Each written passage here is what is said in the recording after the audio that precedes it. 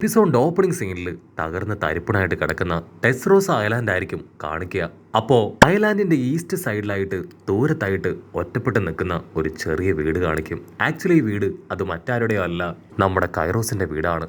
അവിടെയാണ് ഇപ്പോ ലൂഫിയാൻ ടീമും ബെലമിയും അങ്ങനെ പ്രധാനപ്പെട്ട നമ്മുടെ ആൾക്കാരെ എല്ലാവരെയും സേഫായി നിർത്തിയിരിക്കുന്നത്.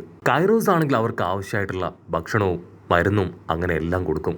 അവരും റിലാക്സ്ഡ് ആയി ഭക്ഷണവും മരുന്നൊക്കെ കഴിച്ച് അങ്ങനെ റെസ്റ്റ് ചെയ്യാണ്. കൈറൂസ് തീർത്ത് പറയും, നിങ്ങൾക്ക് ഇത് നിങ്ങളുടെ സ്വന്തം വീടായിട്ട് കരുതാം, എന്തു വേണമെങ്കിലും ആവശ്യത്തിനനുസരിച്ച് എടുത്തുപയോഗിക്കാമെന്ന് പറഞ്ഞ് അവനിപ്പോൾ റെസ്റ്റ് ചെയ്യും. ബെലമിക്കാണെങ്കിൽ ഉസോപ്പ് ഇപ്പോൾ ഒരുപാട് മരുന്നും ട്രീറ്റ്മെന്റ് ഒക്കെ കൊടുക്കും. അവന് ബോധമില്ല, അങ്ങനെ തളർന്നു കിടക്കും. മറ്റൊരു ഭാഗത്ത് സോറോ ആണെങ്കിൽ അവർക്ക് കഴിക്കാനുള്ള സാധനങ്ങൾ അതൊന്നൊന്നായി എടുത്തു നോക്കിക്കൊണ്ടിരിക്കുകയാണ്. നമ്മുടെ ആൾക്കാർ എന്തുകൊണ്ടാണ് ഇങ്ങനെ ഒരു വീട്ടിൽ വന്ന് മറഞ്ഞിരിക്കുന്നതെന്ന് ചോദിച്ചാൽ അത് മറ്റൊന്നും കൊണ്ടല്ല, ടൈൻഡ്മാൻ നേവി ഓഫീസറിന് അദ്ദേഹത്തിന് നേവിയിൽ നിന്ന് കിട്ടിയ ഇൻഫർമേഷൻ അനുസരിച്ച് എത്രയും വേഗം ലൂഫിയെ കൊന്ന് അവന്റെ തല നേവിക്കാർക്ക് കൊടുക്കണം. മാത്രമല്ല ലൂഫിയുടെ ടീമിലുള്ള എല്ലാവരെയും അറസ്റ്റ് ചെയ്യണം എന്നാണ് അദ്ദേഹത്തിന് കിട്ടിയ നിർദ്ദേശം. സോ അദ്ദേഹത്തിന്റെ കയ്യിൽ പെടാതിരിക്കാനാണ് നമ്മുടെ ആൾക്കാർ എല്ലാവരുടെയും കണ്ണു വെട്ടിച്ച് ആരുടെയും ശ്രദ്ധയിൽപ്പെടാതെ ഒറ്റപ്പെട്ട് നിൽക്കുന്ന ഒരു വീട്ടിലേക്ക് വന്നതും ഇവിടെ താമസം ഉറപ്പിച്ചതും. അതിനുശേഷം ട്രഫാർഗറിലോ റോബിൻ, ഉസോപ്പ് അങ്ങനെ എല്ലാവരും ഇപ്പൊ കോർക്കം വലിച്ച് ഉറങ്ങാനായിട്ട് തുടങ്ങും.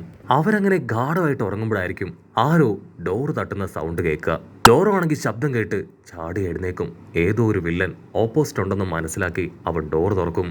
ഓപ്പോസിറ്റ് ഉള്ളത് മറ്റാരുമല്ല, സാക്ഷാൽ നമ്മുടെ സാബോ. അവനാണെങ്കിൽ കയ്യിലുള്ള ഒരു ലിക്കർ ബോട്ടിൽ സോറോയുടെ കയ്യിലേക്ക് ഇട്ട് കൊടുക്കും. സോറോയ്ക്കാണെങ്കിൽ സാബോ ആരാണെന്ന് അറിയില്ല. അതിന് റോബിൻ പറയും, ഇത് മറ്റാരുമല്ല, ലൂഫിയുടെ ബ്രദർ സാബോ ആണ്. ലൂഫിയെ തട്ടി എഴുന്നേൽപ്പിക്കാനായിട്ട് അവന്റെ അടുത്തേക്ക് പോകും. അതിന് സാബോ ആണെങ്കിൽ, അയ്യോ വേണ്ട വേണ്ട, ഞാൻ അവസാനമായിട്ട് എന്നതിന് മുൻപ് ലൂഫിയെ ഒന്ന് കാണാൻ വന്നതാണ്. ഞങ്ങള് റെവല്യൂഷണറി ആർമിയിലെ ടീമാണ്, അതുകൊണ്ട് തന്നെ ഇവിടെ ഒരുപാട് നേരം നിങ്ങൾക്ക് നിൽക്കാനാവില്ല. ഈ പ്രശ്നത്തിൽ ഞങ്ങൾ ഇടപെട്ടു എന്നറിഞ്ഞാൽ അത് വലിയ കുഴപ്പമാവും. സോ ഞാൻ വന്നിരുന്നു എന്ന് അവനോട് പറഞ്ഞാൽ മതി എന്ന് പറഞ്ഞ് ഇപ്പൊ സാബു ആണെങ്കിൽ അവരോട് ടാറ്റാ ബൈ ബൈ ഒക്കെ പറഞ്ഞ് കടന്നു പോകും. അവൻ കടന്നു പോകുന്നതിന് തൊട്ട് മുൻപായിട്ട് നമ്മുടെ ആൾക്കാരോട് പറയും, CP0 ടീം ഇവിടെ എത്തിക്കഴിഞ്ഞു, അവരുടെ ലക്ഷ്യം അത് നിങ്ങളാണ്. ആക്ച്വലി ഡോഫ്ലമിംഗോ അവന്റെ 7 വാർലോഡ്സ് പദവി രാജിവെച്ചിട്ടില്ല. അവൻ ഈ രാജ്യത്തിന്റെ കിങ് തന്നെയാണ്. അതുകൊണ്ട് ഗവൺമെന്റിന്റെ ഭാഗത്ത് നിന്ന് വളരെ സ്ട്രോങ് ആയിട്ടുള്ള അന്വേഷണം ഉണ്ടാവും. ഒരു കാരണവശാലും അവരുടെ പിടിയിൽപ്പെടാതെ നിങ്ങൾ സൂക്ഷിച്ച് നിങ്ങളുടെ ഓരോ മൊമെന്റ്സും വളരെ കെയർഫുൾ ആയിട്ട് വേണം വെക്കാൻ. സോറോ ആണെങ്കിൽ സാബോയോട് പറയും, ഇങ്ങനൊരു ബ്രദർ ലൂഫിക്കുള്ള കാര്യം ഞങ്ങൾക്കറിയില്ലായിരുന്നു, ഞങ്ങൾക്ക് ആകെ അറിയാവുന്നത് ഈസിനെ കുറിച്ച് മാത്രമാണ്. അതിനവൻ പറയും, സത്യത്തില് ഞാൻ മരിച്ചു പോയെന്നാണ് എയ്സും ലൂഫിയും കരുതിയത്. ഇപ്പൊ അവൻ എന്നെ കണ്ടപ്പോ ശരിക്കും സർപ്രൈസ്ഡ് ആയെന്ന് പറഞ്ഞ് അവരുടെ പഴയ കഥകൾ അതൊന്നൊന്നായിട്ട് പറയാൻ തുടങ്ങും. ആക്ച്വലി ഞങ്ങൾ 3 പേരും ചെറുപ്പം മുതലേ ഒന്നിച്ചാണ് കളിച്ചു വളർന്നത്. എല്ലാ വൃത്തികേടും ഞങ്ങൾ ഒരുമിച്ച് ചെയ്തു. മോഷ്ടിക്കുക, ആൾക്കാർക്ക് പണി കൊടുക്കുക, ഫൈറ്റ് ചെയ്യുക, അങ്ങനെ എല്ലാ കാര്യങ്ങളിലും ഞങ്ങൾ ഒന്നിച്ച് തന്നെയായിരുന്നു. എന്റെ പപ്പ എന്നെ റോയൽ ആൾക്കാർ ജീവിക്കുന്ന സ്ഥലത്തേക്ക് കൊണ്ടുപോയി.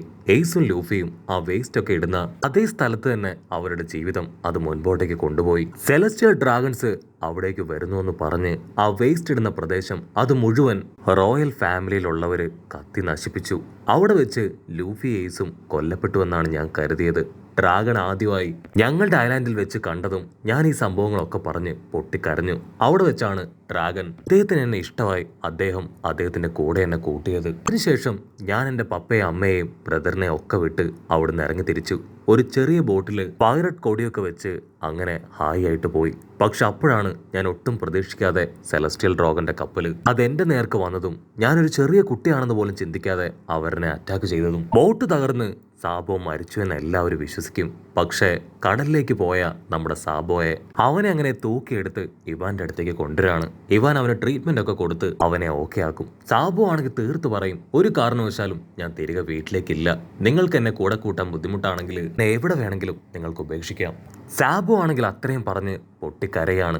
അത് കണ്ട് ഡ്രാഗൺ ആളെന്തോ കാര്യമായിട്ട് ആലോചിച്ച് നിൽക്കും. അവിടുന്ന് അങ്ങനെ സീൻ കട്ട് ചെയ്ത് ഇപ്പോൾ ഡെസ്റോസ് ഐലാൻഡിലെ ജനങ്ങളെ കാണിക്കും. അവരെല്ലാവരും ഇപ്പോൾ ഒത്തൊരുമിച്ച് നിന്ന് ഐലാൻഡിന്റെ അറ്റകുറ്റ പണികളൊക്കെ നടത്തിക്കൊണ്ടിരിക്കുകയാണ്. ചിലരാണെങ്കിൽ കട്ടകൾ ചുമന്നുകൊണ്ട് വരും, ചിലര് ബിൽഡ് ചെയ്യും, മറ്റു ചിലര് ക്ലീൻ ചെയ്യും. എന്നിങ്ങനെ ജോലികളെല്ലാം വളരെ വേഗത്തിൽ എല്ലാവരും കൂടെ ചെയ്യും. അതേസമയം പാലസിലാണെങ്കിൽ കിങ്ങും ആളുടെ സോൾജിയേഴ്സ് എല്ലാവരും ചേർന്ന് അവിടെ ഉണ്ടായിരുന്ന പൈററ്റ്സുകളെയും ഫൈറ്റ് ചെയ്ത ബാക്കി ക്രിമിനൽസിനെയും എല്ലാവരെയും ഇപ്പൊ പാലസിൽ സേഫ് ആയിട്ടൊരു സ്ഥലത്തേക്ക് കൊണ്ടുവന്നിരിക്കുകയാണ്. അവരോടൊരു പ്രത്യേക സ്ഥലം കാണിച്ചു കൊടുത്ത് അവിടെ റെസ്റ്റ് എടുത്തോളാൻ കിങ്ങും അസിസ്റ്റൻസും പറയും. പച്ചത്തലേനാണെങ്കിൽ റെസ്റ്റ് എടുക്കാൻ തലവണയൊക്കെ എടുത്ത് ഓടി വരുമ്പോഴായിരിക്കും നമ്മുടെ ചുന്ദരം പൈലറ്റിനെ അവന്റെ തൊട്ട് മുൻപിൽ കാണുക. അവനെ കാണേണ്ട താമസം പച്ചത്തലയൻ ഷോക്കാവും. ഓ മൈ ഗോഡ്, നീ ഇവിടെയാണോ കിടക്കണേ? നീ ഇവിടെ കിടന്നാ എനിക്കിവിടെ കിടക്കാനാവില്ല. പ്ലീസ് ദയവ് ചെയ്ത് നീ വേറെ എവിടെയെങ്കിലും പോയി കിടക്ക്. അതിന് ചുന്ദരം പൈലറ്റാണെങ്കിൽ സിമ്പിളായിട്ട് പറയും, എന്നെ കൊണ്ട് പറ്റില്ല, എനിക്ക് ഈ സ്ഥലം ഇഷ്ടപ്പെട്ടു, ഞാൻ ഇവിടെ തന്നെ റെസ്റ്റ് ചെയ്യും. പച്ചത്തലേനാണെങ്കിൽ എന്താ ചെയ്യേണ്ടതെന്ന് അറിയില്ല. അവന്റെ ഉള്ളിലെ ആ ഒരു അക്കൂബ അത് പുറത്തു വന്ന അവന്റെ കഥ കഴിയുമെന്നുള്ള പേടി അത് പച്ചത്തലേനുണ്ട്. പച്ചത്തലേനാണെങ്കിൽ ഒന്നും നോക്കില്ല, ഒരു ചെയിൻ എടുത്ത് ഇപ്പൊ അവനെ വരിച്ചു മുറുകെ അങ്ങനെ ലോക്ക് ചെയ്തിടുകയാണ്. അതേസമയം ഇവിടെ സാബോ അവൻ ഡ്രാഗൺ പിന്നീട് അവൻ എന്തൊക്കെ കാര്യങ്ങൾ ചെയ്തു കൊടുത്തു എന്ന് പറയാണ്. അവരാരും എന്നെ ഉപേക്ഷിക്കാൻ തയ്യാറായില്ല. ഡ്രാഗൺ എന്നെ അവരുടെ ആർമിയിൽ ചേർത്ത് ഒരുപാട് കാര്യങ്ങൾ പറഞ്ഞു തന്നു, പഠിപ്പിച്ചു തന്നു. ആക്കാണ് നമ്മുടെ സാബോയ്ക്ക് അടക്കം അവിടെയുള്ള ഒരുപാട് കുട്ടികൾക്ക് ട്രെയിനിങ് കൊടുക്കുക. പക്ഷേ അത് തീരെ ഇഷ്ടാവില്ല. എന്നെ കൊണ്ട് വയ്യ ഇതുപോലെ കുട്ടികളുടെ കൂടെ പ്രാക്ടീസ് എടുക്കാൻ. എന്റെ പവർ വേറെ ലെവലാണെന്ന് പറഞ്ഞ് ഹാക്കിനെ ഞെട്ടിച്ച് അങ്ങനെ അവൻ ഓടുകയാണ്. ഇവനാണെങ്കിൽ ഹാക്കിനോട് ചോദിക്കും, എന്തു പറ്റി, ട്രെയിനിങ് എടുക്കാൻ എന്തെങ്കിലും ബുദ്ധിമുട്ടുണ്ടോ? അവനൊരു മടിയനാണോ? ഹാക്കാണെങ്കിൽ സാബുവിനെ മുഴുവനായിട്ട് ശ്രദ്ധിക്കും. അതിനുശേഷം ഇവാനോട് പറയും, നമ്മൾ കരുതും പോലെയല്ല, ഇവന് നല്ല പവറുണ്ട്. ഇത്ര ചെറുപ്പത്തിലെ ഇവൻ ഒരുപാട് സ്കിൽസ് ഓൾറെഡി സ്വായത്തമാക്കി കഴിഞ്ഞിട്ടുണ്ട്. ഇവിടെ സാബു ആണെങ്കിൽ അവനെ പഠിപ്പിക്കുന്ന കാര്യങ്ങൾ, ട്രെയിനിങ് കൊടുക്കുന്ന കാര്യങ്ങൾ അതെല്ലാം തന്നെ വളരെ സ്പീഡിൽ പഠിച്ചെടുക്കും. അതിനുശേഷം അവൻ ഹാക്കുമായിട്ട് ഡയറക്റ്റ് ഫൈറ്റ് ചെയ്യും. ഹാക്കിനാണെങ്കിൽ സാബുയുടെ പവറിന്റെ അത്രയും ഫൈറ്റ് ചെയ്ത് പിടിച്ചു നിൽക്കാനാവില്ല. ഇത്രയും ഒരു പൊടി പയ്യൻ എങ്ങനെ എന്നെ ഫൈറ്റ് ചെയ്ത് തോൽപ്പിക്കാൻ ശ്രമിക്കുന്നത് ചിന്തിച്ച് അവൻ അങ്ങനെ കൺഫ്യൂസ്ഡ് ആവുകയാണ്. ഫൈറ്റിന്റെ ഒടുവില് സാബോ നൈസായിട്ട് അവന്റെ ബെൽറ്റ് അഴിച്ചു മാറ്റുകയാണ്. അതിനുശേഷം അവൻ സ്ട്രൈറ്റ് ആയിട്ട് കൂമയുടെ അടുത്തേക്ക് ചെന്ന് അവനെ വെല്ലുവിളിക്കും. കൂമയ്ക്കാണെങ്കിൽ നല്ല പവറാണ്. അവനൊരൊറ്റ ഇടിക്ക് സാബോയെ തെറിപ്പിച്ചു കളയും. പക്ഷെ സാബോ ആണെങ്കിൽ അപ്പോഴും പിന്മാറാതെ വീണ്ടും ആവേശത്തിൽ ഫൈറ്റ് ചെയ്യാനായിട്ട് പാഞ്ഞടുക്കും. അവിടുന്ന് അങ്ങനെ ബ്ലാക്ക് ഔട്ട് ചെയ്ത് എയ്സിനെയും ലൂഫിയെയും കാണിക്കും. സാബോ മരിച്ചു എന്ന് വിശ്വസിച്ച് അവർ രണ്ടുപേരും ഇവരുടെ 17ാമത്തെ വയസ്സിൽ നമ്മൾ തീർച്ചയായിട്ടും പൈലറ്റ്സ് ആയി മാറുന്നു പറഞ്ഞ് അങ്ങനെ ശപഥം ചെയ്യാണ്. ഇവിടെ സാബോ അവൾ കോളയുടെ കൂടെ കൂടി ഇപ്പൊ കിച്ചൺ വർക്കൊക്കെ ഹാപ്പി ആയിട്ട് ചെയ്യാണ്.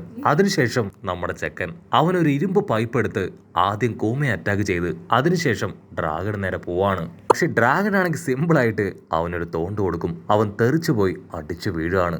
കട്ട് ചെയ്ത ഇവിടെ എയ്സിന് 17 വയസ്സായി. അവൻ കാത്തിരുന്ന ആ ഒരു ദിവസം അവൻ പൈലറ്റ് ആവാനായി ലൂഫിയോട് ടാബൈബയൊക്കെ പറഞ്ഞ് അവിടുന്ന് കടന്നു പോകും. അതേസമയം മറ്റൊരു ഭാഗത്ത് റെവല്യൂഷണറി ആർമിയും ഐലാൻഡിലെ സോൾജിയേഴ്സും ചേർന്ന് നല്ല രീതിയിൽ ഏറ്റുമുട്ടുകയാണ്. റെവല്യൂഷണറി ആർമിക്കാണെങ്കിൽ എങ്ങനെയെങ്കിലും ആ ഗേറ്റ് തകർത്ത് അകത്തേക്ക് പോകണം. അപ്പൊ നമ്മുടെ സാബോ അവൻ അവരുടെ എല്ലാം കണ്ണു വെട്ടിച്ച് അവന്റെ ഹോക്കി പവർ ഉപയോഗിച്ച് ആ ഗേറ്റ് അത് തല്ലി പൊട്ടിക്കുകയാണ്. സാബോയ്ക്കും സെയിം 17 വയസ്സാണ്. അവർ രണ്ടുപേരും ഇപ്പൊ നല്ലതുപോലെ പവർഫുള്ളായി. സാബോ ആണെങ്കിൽ അവിടെയുള്ളവരെ എല്ലാവരെയും ഡൈവേർട്ട് ചെയ്ത് ഒരു പ്രത്യേക സ്ഥലത്ത് കൊണ്ടുവരും. അതിനുശേഷം അവന്റെ ഹോക്കി പവർ അതുപയോഗിച്ച് നിലത്താഞ്ഞെട്ടിക്കുകയാണ്. അടുത്ത നിമിഷം ചുറ്റുണ്ടായിരുന്നവരെല്ലാവരും അവരുടെ കൺട്രോൾ പോയി അങ്ങനെ അടിച്ചു വീഴും. ആ ഗ്യാപ്പില് കവോള അവള് അവിടെ ഉണ്ടായിരുന്നവരെ രക്ഷപ്പെടുത്തി സേഫ് ആയിട്ട് പുറത്തേക്ക് കൊണ്ടുവരും. റെവല്യൂഷണറി ആർമിക്ക് ഇപ്പൊ സാബോ വലിയൊരു മുതൽക്കൂട്ട് തന്നെയാണ്. അവരെല്ലാവരും അവനെ പ്രശംസിക്കും. ഉടനെ സാബോയുടെ കൂടെയുള്ളവരെല്ലാവരും എയ്സിനെ കുറിച്ച് സംസാരിക്കും. അവന്റെ കുട്ടിക്കാലം ഓർമ്മയില്ല, പക്ഷേ എയ്സിന്റെ പേര് മാത്രം അവന്റെ മനസ്സിൽ എവിടെയോ ഒരു കോണില് അവന് ഓർമ്മയുണ്ട്. അതിനുശേഷം വീണ്ടും 2 വർഷങ്ങൾക്ക് ശേഷം നമ്മുടെ ലൂഫി അവനും പൈലറ്റായി മാറി കടലിലേക്ക് പോയി. കട്ട് ചെയ്ത ഇപ്പൊ നമ്മുടെ സാബോയെ കാണിക്കും. അവനാണെങ്കിൽ വളരെ റീസെന്റ് ആയിട്ടാണ് ഇപ്പൊ പഴയ ഓർമ്മകളെല്ലാം തിരികെ കിട്ടിയത്. ആക്ച്വലി എയ്സ് അവൻ മരിച്ച ശേഷം അവന്റെ ഫോട്ടോ കണ്ടാണ് സാബോ അവനെ തിരിച്ചറിഞ്ഞത്. അങ്ങനെ അവനാണെങ്കിൽ അവന്റെ സ്റ്റോറി അത് മുഴുവനായിട്ടും പറയുന്നതോട് കൂടെ ഈ ഒരു എപ്പിസോഡും അവസാനിക്കുന്നു. എപ്പിസോഡ് ഇഷ്ടപ്പെടുകയാണെങ്കിൽ തീർച്ചയായിട്ടും ലൈക്ക് ചെയ്യാനും കമന്റ് ചെയ്യാനും ഷെയർ ചെയ്യാനും മറക്കല്ലേ. അടുത്തൊരു അടിപൊളി എപ്പിസോഡുമായിട്ട് കാണുന്നവരെ it's me with Mallu episode.